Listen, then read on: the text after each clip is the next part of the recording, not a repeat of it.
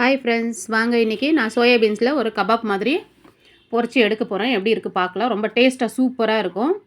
நீங்கள் செஞ்சு சாப்பிட்டு பாருங்கள். இப்படி ஒரு ரெசிபி நம்மளுக்கு தெரியல இவ்வளோ நாளாக நீங்களே ஃபீல் பண்ணுவீங்க. அந்த அளவுக்கு சூப்பராக இருக்கும். நான் இன்றைக்கி செஞ்சு சாப்பிட்டேன். ரொம்ப நல்லா அருமையாக இருந்தது.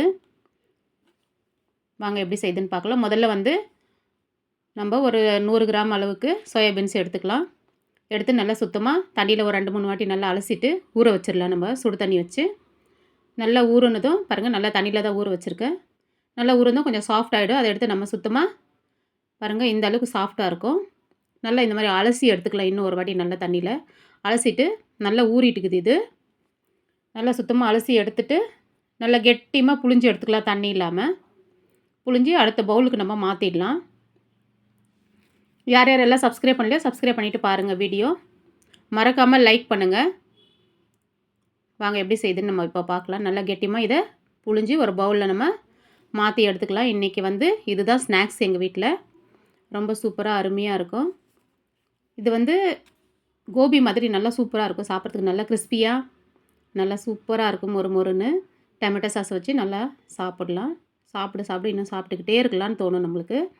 அவ்வளோ டேஸ்ட்டாக இருக்கும். வாங்க அதுக்கு தேவையான மசாலா நம்ம இப்போ பார்க்க போகிறோம். கொஞ்சமாக சோடா எடுத்துருக்கேன், இட்லி சோடா, கரம் மசாலா கொஞ்சம், மிளகா பொடி, இஞ்சி பூண்டு பேஸ்ட்டு 1.5 ஸ்பூன் எடுத்திருக்கேன். நான் 1 ஸ்பூன் மிளகா பொடி, அரை லெமன் எடுத்திருக்கேன். கார்ன்ஃப்ளவரு ஒரு 4-5 ஸ்பூன் எடுத்திருக்கேன். 4 ஸ்பூன் எடுத்திருக்கேன். கடலை மாவு 1 கப் எடுத்திருக்கேன். இப்போ இந்த சோயாபீன்ஸு நல்லா கழுவி நம்ம புழிஞ்சி எடுத்து வச்சுருக்கோம். லெமன் புழிஞ்சிக்கலாம். முதல்ல தட்டில் இருக்கிற மசாலாலாம் நீங்கள் பார்த்துருப்பீங்கன்னு நினைக்கிறேன். அந்த மசாலாவை நம்ம அப்படி இதில் சேர்த்து தண்ணி எதுவும் ஊற்ற வேணாம். அப்படி நம்ம நல்லா பிசைந்துக்கலாம். ஏன்னா முதல்ல இதில் இப்போ இந்த லெமன் ஜூஸ், அரை லெமன் புழிஞ்சு விட்றோம் இல்லையா, அந்த ஜூஸும் இருக்கும். இஞ்சி பூண்டு பேஸ்ட்டும் கொஞ்சம் பேஸ்ட்டாக தண்ணி மாதிரி இருக்கு இல்லையா, அப்புறம் சோயாபீன்ஸில் தண்ணி இருக்கும். அதிலே சேர்த்து தண்ணி விடாமல் நம்ம நல்லா பிசைந்துக்கலாம். நல்லா கலக்கி வச்சுக்கலாம். தேவையான அளவு நம்ம உப்பு சேர்த்துக்கலாம். நம்ம இன்னும் உப்பு சேர்க்கவே இல்லை.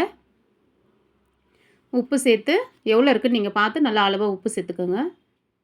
பாருங்கள், நான் அளவாக உப்பு சேர்த்துக்கிறேன் எவ்வளோ வேணும்னு சொல்லிவிட்டு. சிம்பிள் தான் இது, ஆனால் ரொம்ப டேஸ்ட்டாக கிறிஸ்பியாக நல்லாயிருக்கும். ஸ்நாக்ஸுக்கு சாயந்தர டைமில் சாப்பிட்லாம், ரொம்ப நல்லாயிருக்கும். நான் இவ்வளோ ஒரு அரை கப் அளவுக்கு கடலை மாவு தான் எடுத்திருக்கேன். ரொம்ப நல்லா வீட்டில் இருக்கிற பொருளை வச்சு நம்ம ஒரு ஸ்நாக்ஸை தயார் பண்ணிடலாம். ரொம்ப நல்லா டேஸ்ட்டாக சூப்பராக இருக்கும். இந்த மாதிரி எல்லாமே மிக்ஸ் பண்ணிக்கணும். நம்ம நல்லா மிக்ஸ் பண்ணிவிட்டு ஒரு பவுலில் எடுத்து மாற்றி வச்சுக்கலாம். நல்லா சூப்பரான ஸ்நாக்ஸ் இப்போ ரெடி ஆக போகுது. பாருங்கள், இந்த மாதிரி நம்ம க்ளீனாக பேசந்து ஒரு பவுலில் எடுத்து வச்சுக்கலாம்.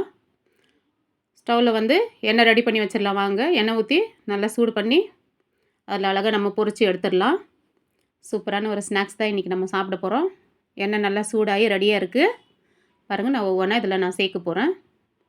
மொத்தமாக போடுறத விட ஒவ்வொன்றா எடுத்து நம்ம இந்த மாதிரி பிரித்து போட்டோம்னா அழகாக நல்லா செப்ரேட்டாக பொரிஞ்சு வரும். அது பார்க்கவே சூப்பராக இருக்குது. நல்ல நம்ம இந்த கார்ன்ஃப்ளவர் போட்டதுனால கொஞ்சம் கிறிஸ்பியாக நல்லாயிருக்கும் சாப்பிட்றதுக்கு. பாருங்கள், இந்த மாதிரி ஒவ்வொன்றா பிரித்து போடலாம்.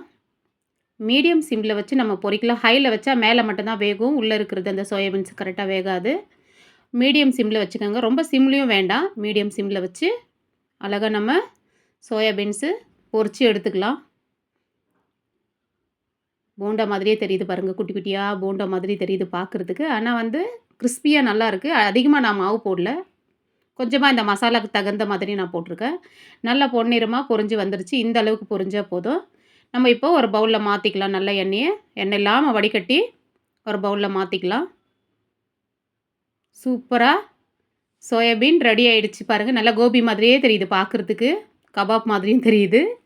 ரொம்ப டேஸ்ட்டாக சூப்பராக நல்லாயிருக்கும். இது கூட நம்ம சோயா சாஸ் வச்சு சாப்பிட்டா சூப்பராக இருக்கும்.